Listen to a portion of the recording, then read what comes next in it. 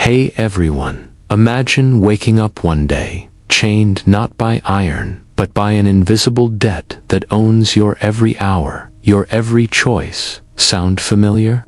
What if I told you that's not just today's grind? It's the twisted evolution of a nightmare that's haunted humanity for thousands of years, from ancient pharaohs' fields to your smartphone screen. In this video, we're diving deep into the shocking transformation of slavery, uncovering how those rusty chains turned into digital traps, and why millions are still ensnared without even knowing it. Stick around, because by the end, you'll see the world, and maybe your own life, a little differently. If you're new here, hit that subscribe button for more mind-bending history dives on the channel, where we unpack the past to question the present. Let's jump in.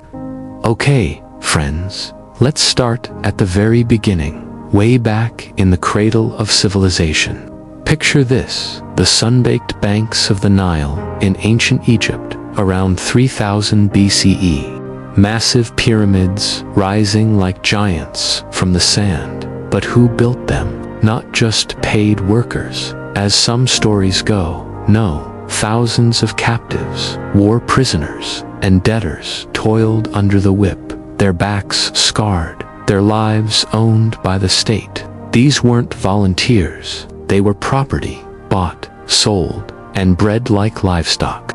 One ancient scribe's tale whispers of a man dragged from his village after a lost battle, forced to haul stones until his body gave out, dreaming only of the family he'd never see again. But here's the twist.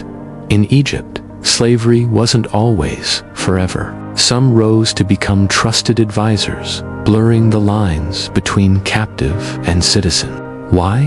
Because society needed them. Labor was power, and power built empires. Fast forward a bit to Mesopotamia, the land between rivers, where the Code of Hammurabi etched slavery into law around 1750 BCE. An eye for an eye, sure, but also rules on owning people. If you couldn't pay a debt, you became a slave for 3 years. Imagine a farmer, hit by drought, handing over his freedom to survive. It's heartbreaking, right? These early systems weren't race-based. They were about conquest and economics. Slaves cooked, farmed, even fought in armies. But the real suspense builds when we hit ancient Greece, the so-called birthplace of democracy. Athens, shining with philosophy and art, yet 1 in 3 people was enslaved. Think about it. Socrates debating freedom while his household ran on captive labor. War captives from Persia or Thrace, orphaned kids sold at markets. These folks powered the golden age. Envision a young Spartan boy captured in battle, whispering rebellion plans in the dark barracks, his spirit unbroken despite the chains. Eyewitnesses from that era, like travelers' logs, describe markets buzzing with human sales. Voices haggling over lives as casually as over olives. Now, let's ramp up the intensity with Rome, the empire that turned slavery into an industrial machine. By the 1st century BCE, Rome's conquests flooded the city with millions of slaves, up to 40% of the population in some areas. Gladiators in the Colosseum, miners dying in toxic pits, household servants plotting escapes. Remember Spartacus? That 73 BCE revolt wasn't just a movie. It was real fury. 70,000 slaves rising against their masters, shaking the republic to its core. One account from a Roman guard paints the chaos. Rebels charging with makeshift weapons, their eyes burning with a freedom they'd tasted only in dreams. But Rome's system was clever. Slaves could buy their way out, or manumission, becoming freedmen who often stayed loyal. Why the mercy? To prevent more uprisings, of course. Yet, the brutality lingered. Families torn apart at auctions, women exploited in villas, children raised as tools. As the empire expanded, so did the trade, pulling people from Africa, Europe, and Asia into this web of control. Shifting gears to Africa itself, because slavery wasn't imported there. It had deep roots. In sub-Saharan kingdoms like Mali or Songhai, by the 7th century CE, slavery intertwined with trade and warfare. Captives from rival tribes worked fields or mines, but it was often temporary, tied to debt or defeat. The Arab slave trade, starting around the 8th century, changed everything. Caravans crossed the Sahara, hauling people to North Africa and the Middle East. Eyewitness tales from Arab merchants describe endless marches, chains clinking under the stars, survivors sold as eunuchs or concubines. By some estimates, over 10 million Africans were trafficked eastward over centuries, rivaling the later Atlantic trade. But here's where it gets personal. In West Africa, like in the Ashanti Empire, slaves could integrate, even marry, into families. It wasn't the chattel slavery we'd see later. No inherited status forever.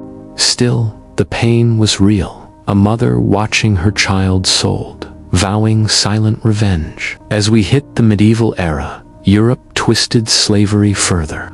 After Rome fell, feudalism rose, binding serfs to land like semi-slaves. But the big shift, the age of exploration in the 15th century.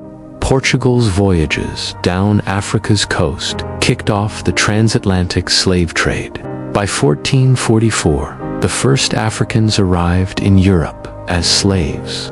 But the real horror exploded with Columbus in 1492. The Americas needed labor for sugar, tobacco, gold. Indigenous peoples died from diseases and overwork, so eyes turned to Africa. Enter the Middle Passage, ships crammed with hundreds, chained below deck in filth and darkness. One ship's surgeon, horrified, recounted the stench of despair, people jumping overboard to sharks rather than endure. From 1501 to 1866, over 12 million Africans were shipped across the Atlantic. Only 10 million survived the voyage. In Brazil, the largest importer, slaves toiled on plantations, their songs of sorrow echoing through the cane fields. Picture a young woman from Senegal, stolen from her village, whispering ancestral stories to her chained companions, keeping hope alive amid the waves. In the British colonies, like Virginia in 1619, the first Africans arrived, not as slaves at first, but indentured. But by the 1660s, laws hardened. Slavery became hereditary, race-based, eternal. The U.S. Constitution counted slaves as 3/5 human, fueling a taxonomy where cotton was king. Eyewitness accounts from escaped slaves paint vivid hells, whippings that left scars like maps of pain.